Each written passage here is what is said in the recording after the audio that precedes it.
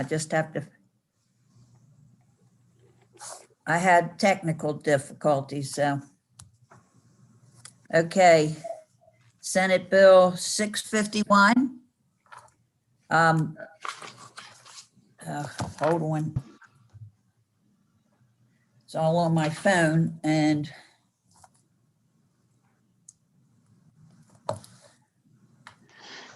I guess my question is there any opposition to this? I'm a little surprised that up until this point, these people haven't been covered.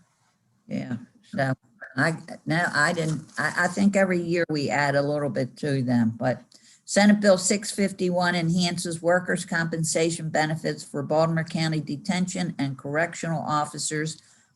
Detention and correctional officers put themselves in danger on a daily basis in order to maintain peace within their facilities. And passing this bill would put Baltimore County in line with 4 other jurisdictions when it comes to ensuring that these officers have access to benefits. We have a letter of support from the county, and we have John Ripley from Baltimore County Federation of Public Employees. So John, are you here? Yes, ma'am, I am. Okay. How you doing? I'm good. It's nice to see you. Nice to be seen. Weigh in on this bill? Yes, ma'am. Good morning, everyone. Happy Friday.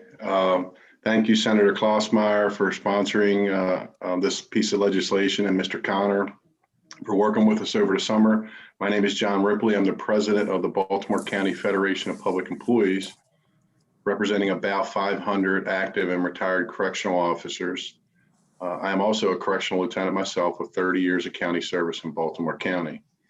This piece of legislation simply builds upon the 2008 legislation, righting a wrong, adding many jurisdictions of correctional officers to first responders, police and fire for tier 1 coverage in the event of injury.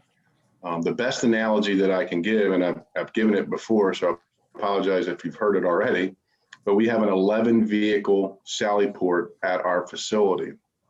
Inside that processing area, we literally could have Montgomery County, Anne Arundel County, Harford County, some of the other jurisdictions that we've talked about, Baltimore County Police, Baltimore County deputies, state police, and other public safety partners around the region inside our sally port, and something major happen, Baltimore County correctional officers come to their assistance.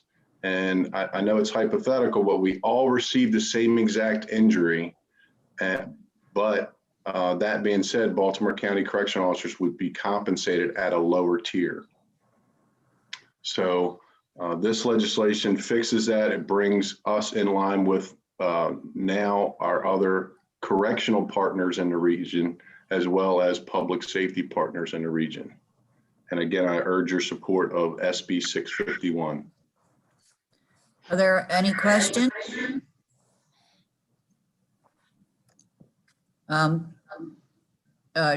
Chuck, do you have anything to add? Sure. No, the county supports this legislation. We were happy to work with the advocates over the summer based on last year's filing, and the county's in full support. Okay. I think that's all we have to add, and ask a favorable report on this one. Okay. Well, Thank you, Senator Klossmeyer, for bringing it forward. Okay. Thank you, Chuck. Thank you, John. Thank you, everyone. You can zoom off then, John. Did somebody make a motion? I'll make a motion that we support this Senate Bill 651. I need a second. Second. Okay. Okay. So that was Chris and Shelley. Good team. Yes. All right. All I those in thought I heard favor? Charles. All those in favor, say aye. Aye. Aye. Anyone not in favor? Okay, the bill passes. So then we'll need a delegation letter so we can. Yes, we will. Okay. Evan probably has one written already. No comment. He's on mute. Okay. Second bill, Senator Sailing. Where are you? Is it Salling or Sailing? Sally. Yes, Okay, Salling. yes. You ready? Yes. Yeah, the Senate Bill 424, it's a common sense bill. We have a local pharmacy in our area, and it has been there ever since I was a baby. I remember this place, but it also has a place where they sell alcohol. And they have a similar store in Anne Arundel County. I was talking to one of our senators, and the problem is this: they have to pay two different. Have to file two different taxes on their establishment, and I'm going to try to help them out. So all they would have to do is just go and just pay or just apply just one time through the tax system in the state of Maryland. And that's really all it is. I have it cross-filed in the House with one of my delegates, and I'm hoping that we can move this forward and help this business out. It's a local business, and try to help them. Why do they have to pay two taxes? Because it's just that type of establishment between a pharmacy and a they do it's a store, but they do pharmacy, part of pharmacy, but they are an all-in-one place where they sell alcohol. So from what I was told, that's how it is. That's how it's been in existence. But we just want to change, and we want to try to help them out so they don't have to continue that process. Do you have the legislation that you would be utilizing to do that? Legislation. We need to see the bill and what it really, thank you. I need to see the context within which this is happening. Oh, I can give it to you. Are there similarly situated premises in Baltimore County? Far as I know, I don't think there is. I just know there's one in Anne Arundel County that I talked to one of the senators that had the same type of establishment. Well, I think we need to know something about the licensing of places. But I don't know enough. Well, we have some witnesses. Yes, Senator we have Miller, somebody we have else some is going to witnesses. testify and let you know. I don't right now. want to just hear though from somebody because they're the store owner and they want it. I want to know what the structure is. Well, maybe they might know because we have Mr. He's here and Jack Milani's here. So Yeah, they can describe it for you. They know. yeah, let's let them talk. Okay, Jack, talk. Structure is and what it is we would be changing. Dolores, Thank you, Senator. Dolores, it's- Senator Kelly, I could answer that for you. Basically, what Thank you. happened was, and we're not sure where it came from. David and I have been doing this a long time, but there's a prohibition. They can own an A, a B, but there was a prohibition against the D license. And this would not affect anything that was a chain. The chain prohibition still stays in place. This would only be used for an independent grocery or drugstore, because trust me, if it would lead to a chain, I would not be sitting here today telling you it's a good idea. This is a member of ours. It really makes sense from a standpoint of it's less hoops he has to jump through. Great businessman. Unfortunately, we were looking for other independent drugstores, and there really aren't a lot anymore. And there aren't a lot anymore that would have any food counters or those type things. So I don't know of any. Years ago, I think Senator Hedelman, I think Fields used to have a counter years ago, but I can't think of any other ones anymore. This is a kind of a one-off.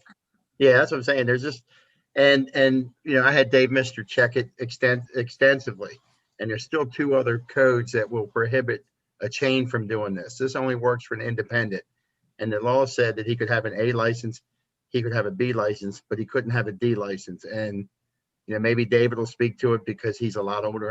He's older than I am and been doing it longer than I am. But we can't figure out why this was ever in there.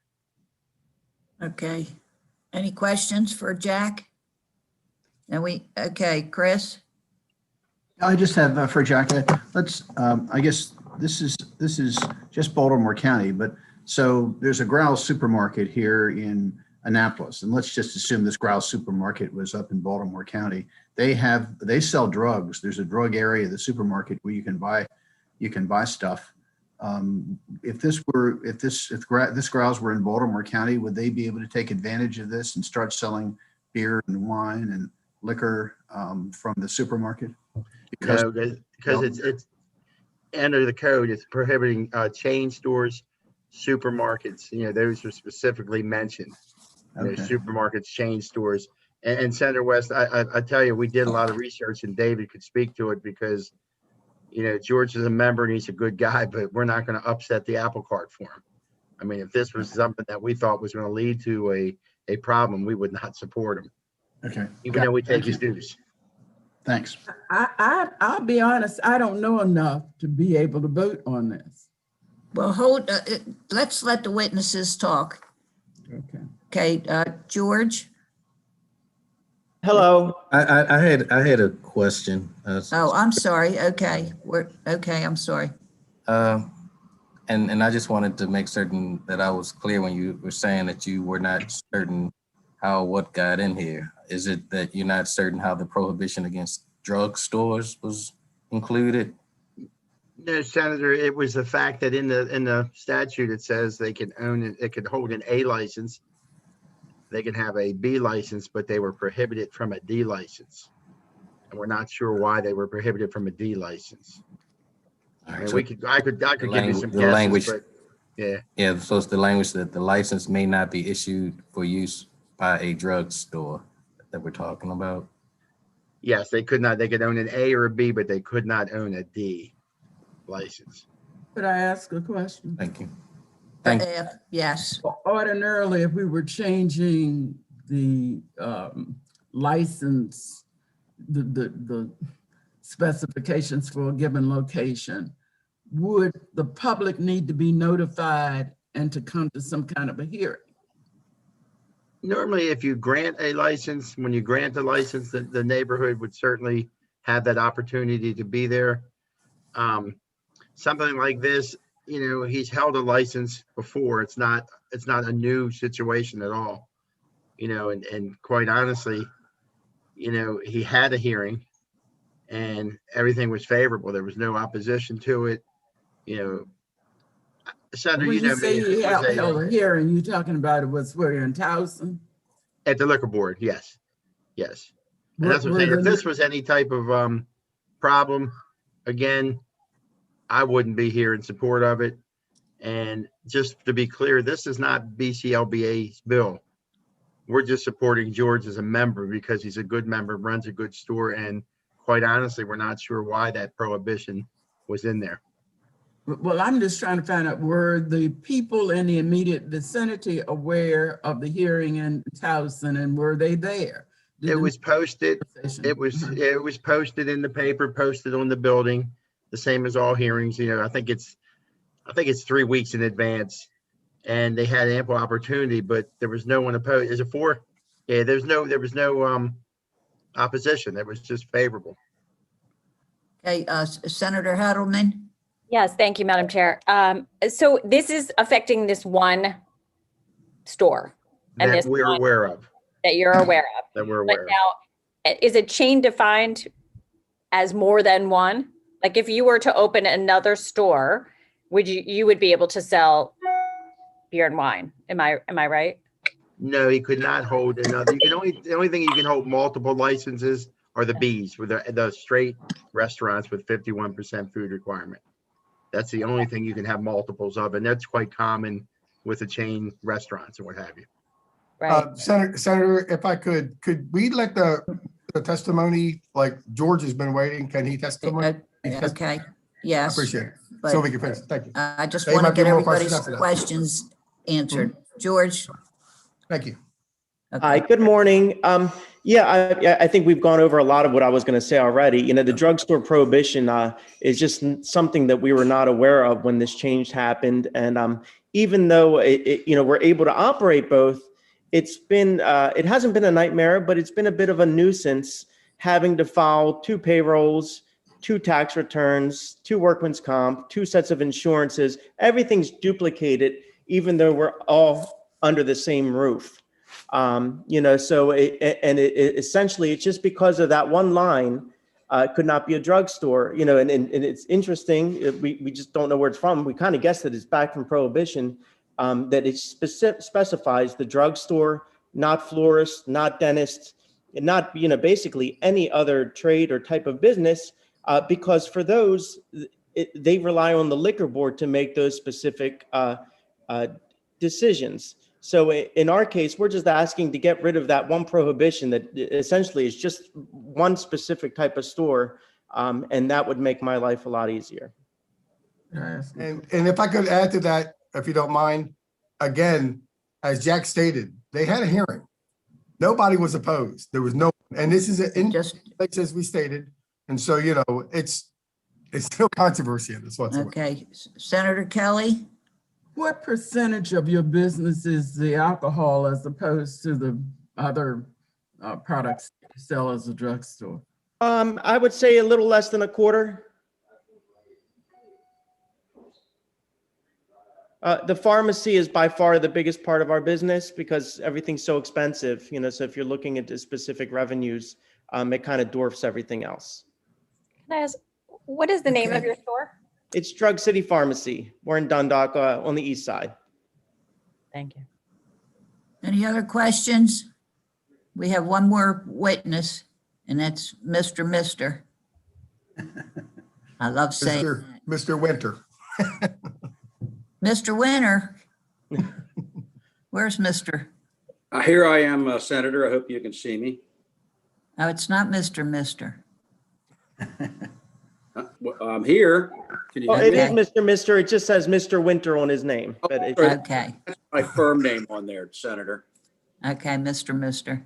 Go for it. Good morning, Senator, and fellow senators. I guess I can sort of reiterate what Jack Milani said. I've been practicing in the area of alcoholic beverage licensing since about 1985 and have represented Baltimore County Licensed Beverage Association since then. I tell you, frankly, I was a little bit embarrassed, and I think Jack says the same. When this came up, I was not even aware that there was a drugstore prohibition. It had never come up before. It's something that was buried in the statute. It was actually before the recodification, it was in the general statute applicable throughout the state of Maryland.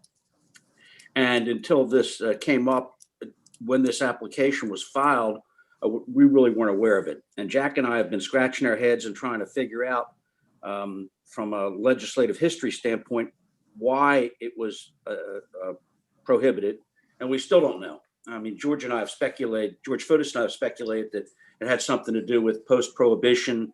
You know, drugstores were the only people that could sell alcohol during prohibition. And it may have been a sort of an inducement, I suppose, to the new startup businesses that they didn't have to compete with drugstores selling alcohol.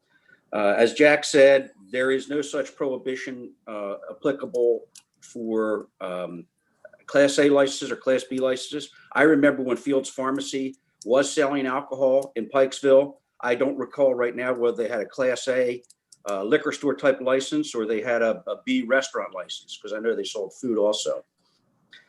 It seems to me that there's no rationale, and why segregate out and discriminate against businesses like George's.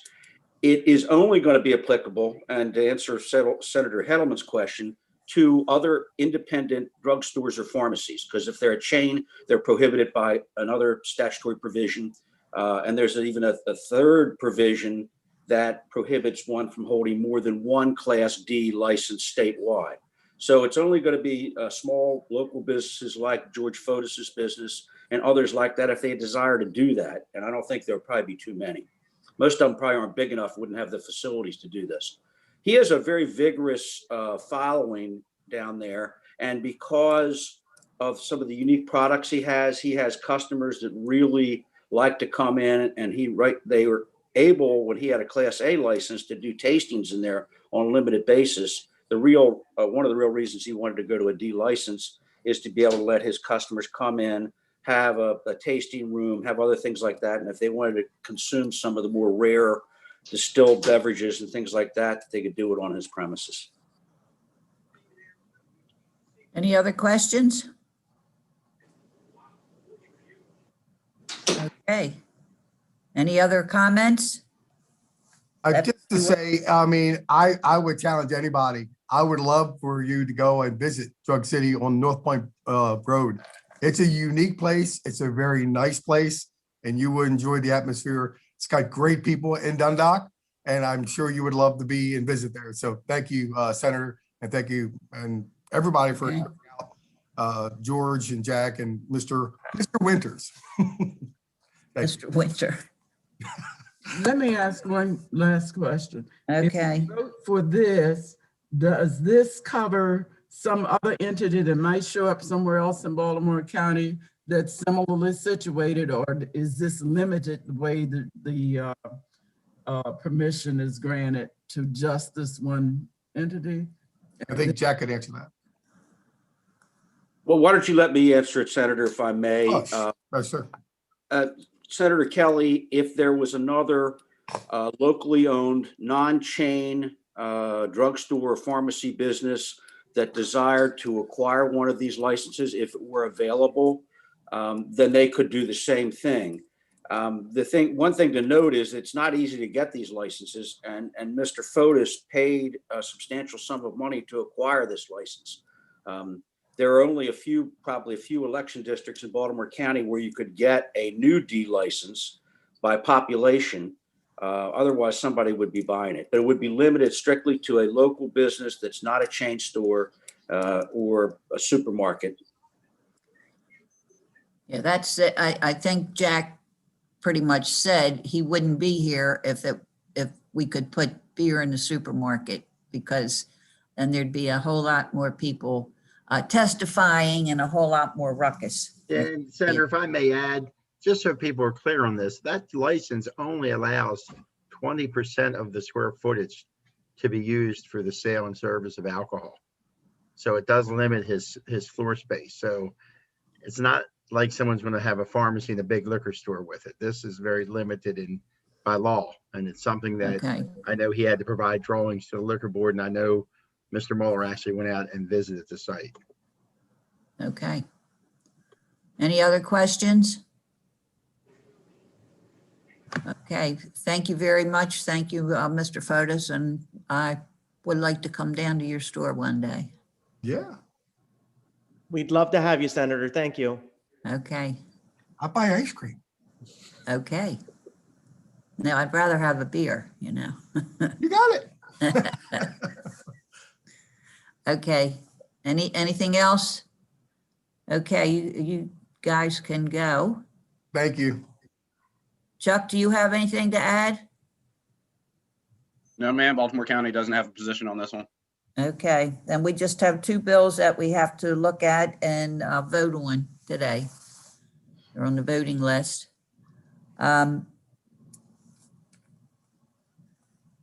Senator West's bill, Senate Bill 468. Okay, I hope everybody remembers this from last week. Yes, if, Came out of the meeting we had with the school superintendent, and we didn't get any information on ransomware.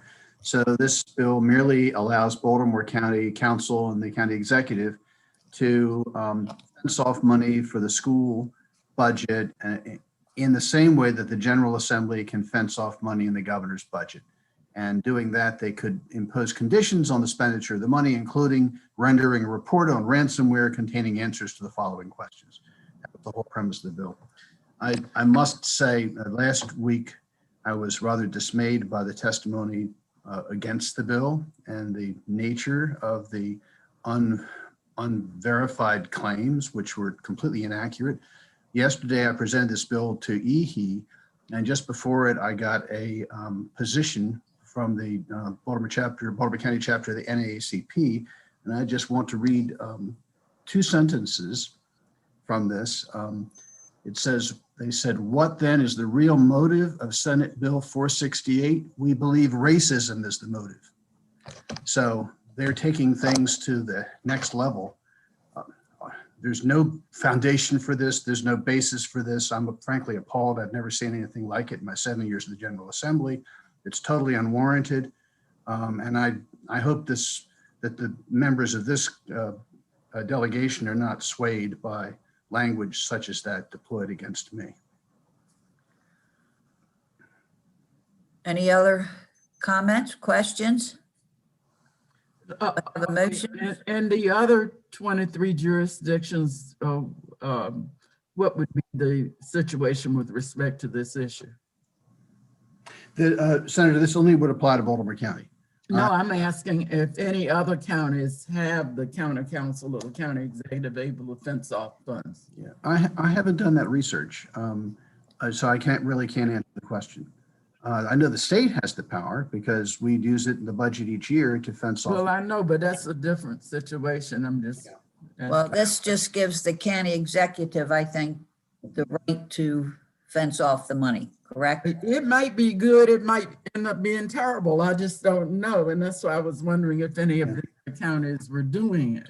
We could hold it for another week and I could go back and ask the legislative staff to investigate the other counties and see if there's something similar on the books in one of the other counties in the state. Yeah, that would be helpful. Okay. Let's why don't we hold do it that? for another week.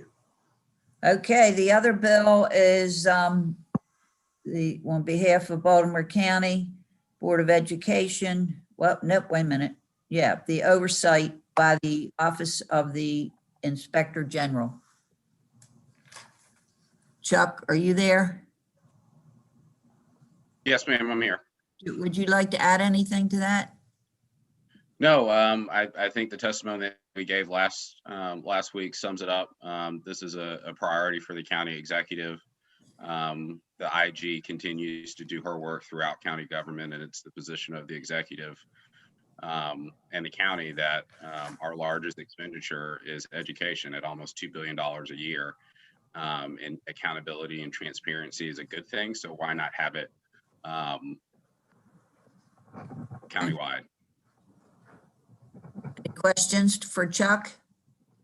I had a statement because I was curious how many audits that the school system has had to go through, and I've gotten the information that there's a financial audit, a financial statement audit, legislative audit, IRS benefits audit, procurement audit, MSDE capital project audit, MSDE grant audit, MSDE Medicaid monitoring, and the list goes on. And one of the other things that was pointed out was that I believe we have a Maryland State Inspector General for Education that does this. So I'm just trying to understand it seems duplicative for us to do this. And honestly, when I look at our current board, and this goes back a number of years, given the amount of requests for information and things like that, it looks like the county school systems administration is dealing with all of this other stuff that then they're left not having the time to do what they need to do for everyone's children, including mine that attend these public schools. So I'm just wondering would this bill, would it help? So, that's what is, I know we had the testimony last week, but it just seems duplicative to me. Chuck, can you respond to that? I don't think it's duplicative. I think we also have county auditors in general government that provide audits, much of which you just listed, yet the IG has found and submitted several reports that weren't captured within the work of the county auditor. So I don't think trying to conflate the two is helpful because they do two very different things. And again, I would just go back to the fact that the largest expense that the county has is education. And so I have a hard time seeing why any level of additional accountability or transparency is a bad thing when it's our largest expense. And I think that's the position that the county has. I think also several of the board members are supportive of this measure, so I'll leave it at that. Does anybody else have any thoughts or comments? Let me just ask Chuck a question if I could. So, Yes, please. So Chuck, would the county executive, if this bill were law, would the county executive have the power to charge the IG to investigate how the ransomware attack occurred, whether or not student data had been accessed by the hackers or personal family data, and that sort of thing. And then the IG would investigate and report back to the county executive. Is that what's involved here? No, sir, that is not how this office works. The IG is a totally independent agency. It does not report or act on behalf of the county executive. Inspector Madigan's office is totally independent of county government. So she acts at her own behest and does her own investigation. So we get reports just like everyone else, the county council, the county executive. She does her work and submits her findings, and we get that information and have the opportunity to respond. I was hoping to find it an excuse to withdraw my bill because this bill was going to be an adequate substitute, but I didn't get it. No, I think the work that she does is very important. I think she has already found several situations in county government where monies could have been spent better and monies did not need to be spent at all. And so using that logic, again, I harken back to the fact that, you know, the school system is the county's largest expense at almost $2 billion. Why would it not be a good idea to have someone looking to see if we can better spend money to educate our kids? If the schools, If I might just to be Wait a minute, clear. raise your hand, so. Just to be clear, so the current IG that we have, they don't have the authority to do audits of the school system? Who's IG? Ours, Baltimore Ours County. is in Baltimore County. No, that's why the bill's necessary. Yes, sir. Sorry. Hey, Senator Kelly, no, I don't know. do I have a motion? Do we have a motion? I'll move. A second. All in favor, say aye. Well, you wanted a discussion on the motion? I'm Oh, not. yeah, okay, I'll have I'm not saying discussion. readiness. I don't know enough from what you have told me today to know that, you know, every audit requires a lot of attention on the part of the entity being audited. And with multiple audits already being done, when you listen to the list that was suggested earlier, I think we need to see what all of those are about and how much time it takes to do that, because the school system is not as efficient as I believe it ought to be. I think you can audit and audit and audit till so much time is taken up with that, you aren't doing what your basic mission is. And that's my concern. So, Senator, to that point, I think lots of people would agree that county government and the school system are not as efficient as they need to be. And again, I would not conflate audits with the investigatory powers of the IG's office. A lot of this work is done within her office. It's not additional work that's being asked of the entities that she investigates. So I know how audits are done. I'm just saying it takes when you're being. Senator Kelly, we had the bill, it was here all week. I mean, we heard it last week and we're just voting on it today. Okay, well, I vote no. Okay, all those in favor? Aye. Yeah, let me, so Evan has this, he can hear, okay, Yeah, we'll just do roll call. Sidnor? yeah. No. You there, Evan? Yeah, I'm here. All right, so Do a Sidnor. roll call, please. Yes, that's what I'm doing now. Okay, Okay. Sidnor is no. West. Yes. Kelly, No.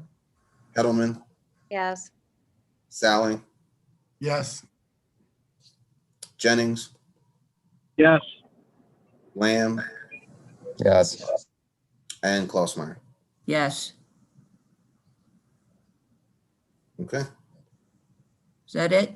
We got everybody? All right, and we will vote on Senate Bill 651 next week. And the other bill, Senator Saling's bill next week. And is that all, Evan? Yeah, you already voted on 651. So if you want to hold 424, then we could do that next Oh, week. okay, you're right, Right. you're right. Okay, we did vote on 651. And I'll try to get some information on other counties. Okay? Any other new business? Not any new business. I think we kind of defined and was able to talk about 424. But as you know, if anybody has any other questions about that, please call me and talk to me. I think it was, pretty clear, and I think it's evident that it's just an independent business, but I appreciate it. Thank you. Okay, thank you. Anything else? All right, everybody have a lovely day. And of course, we vote at 11, right? Are we voting? Oh, Before no, 11 now remember, we are not doing any more of those. We announced it Monday, I think, or Tuesday. Oh, so I'm before Monday. for that. Oh, my gosh. They want us On to the slow floor. down so the House can catch up.